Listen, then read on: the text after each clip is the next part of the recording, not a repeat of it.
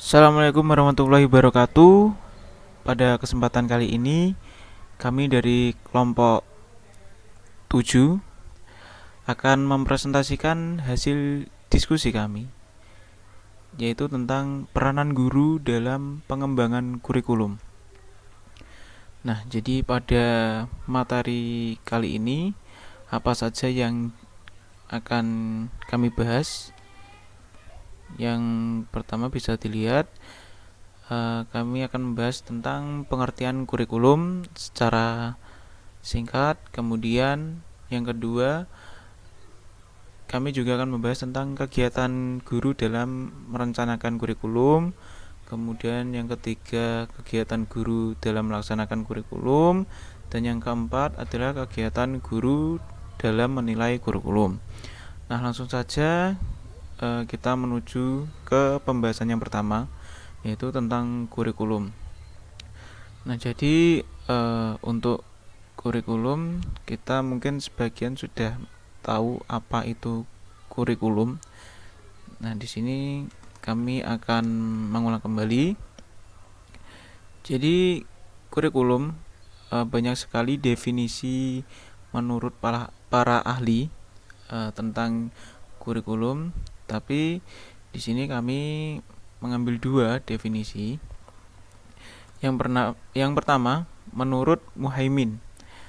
Menurut Muhaimin, pengertian kurikulum ini merupakan seperangkat rencana dan juga pengaturan tentang isi dan bahan pelajaran serta cara yang digunakan sebagai pedoman penyelenggaraan kegiatan belajar mengajar di sekolah. Kemudian selain menurut Muhaimin ini, ada juga di dalam Undang-Undang Nomor 20 Tahun 2003 tentang Sistem Pendidikan Nasional. Jadi di sini dijelaskan bahwa kurikulum itu merupakan seperangkat rencana dan juga pengaturan tentang tujuan, isi, dan bahan pembelajaran serta cara yang digunakan sebagai pedoman kegiatan pembelajaran agar mencapai tujuan pendidikan nasional. Hampir sama dengan pendapat dari Muhaimin.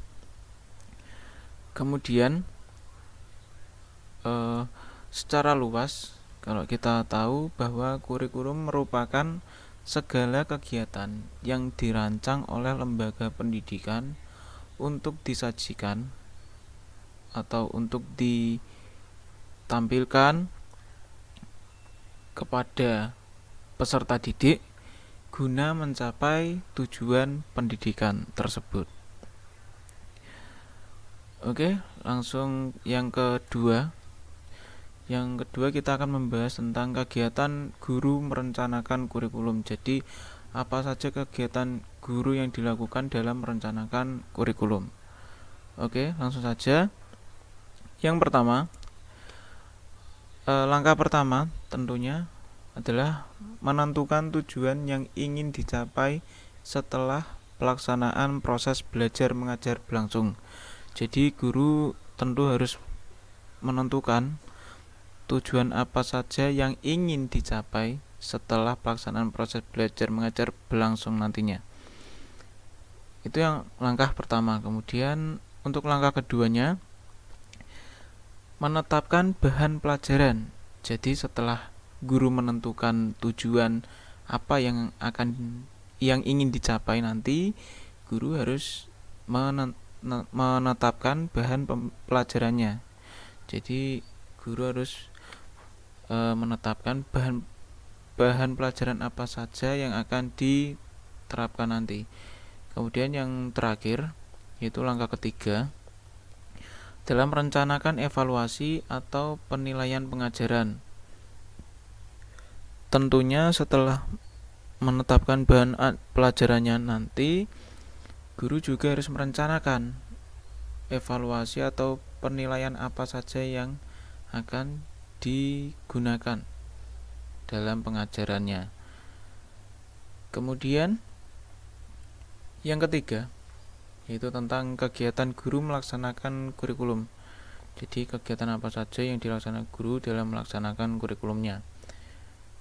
Oke, yang pertama ada tahap pemula.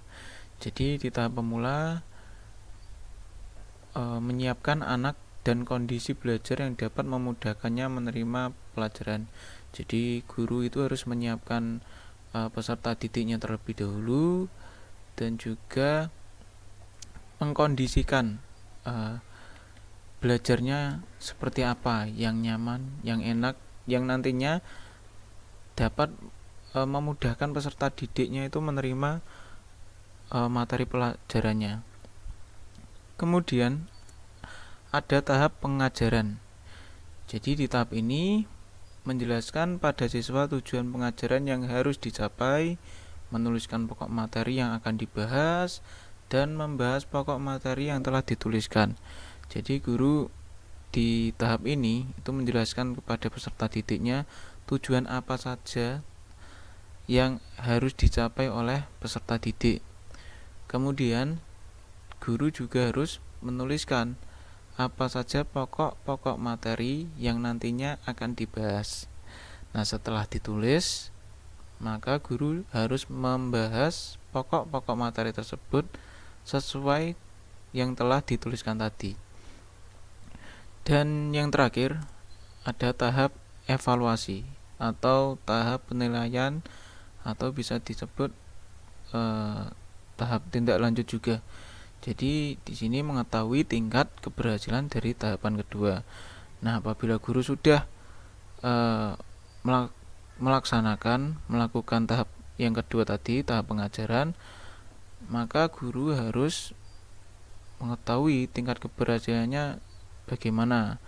Apakah sudah berhasil peserta didiknya memenuhi tujuan tersebut atau belum. Jadi guru juga harus mengevaluasi atau juga menindaklanjuti dari tahapan yang kedua ini. Selanjutnya, yang terakhir, yang keempat adalah kegiatan guru menilai kurikulum. Jadi kegiatan apa saja yang guru lakukan dalam menilai kurikulum.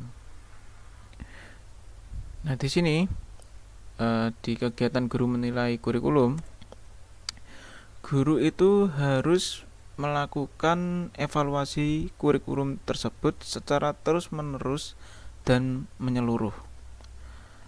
Jadi, penilaian kurikulum itu ditujukan pada kurikulum sebagai ide, kurikulum sebagai rencana, kurikulum sebagai proses, kurikulum sebagai hasil, tujuan pengajaran, bahan pelajaran, kualitas guru, kualitas siswa atau peserta didik, sarana dan prasarana pengajaran, dan lain-lain.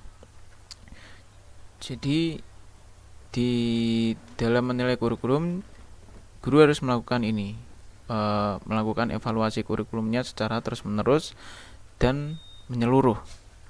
Nah, penilaian ini bertujuan untuk mengetahui kelemahan dan kekurangan apa saja yang ada terhadap komponen-komponen kurikulum.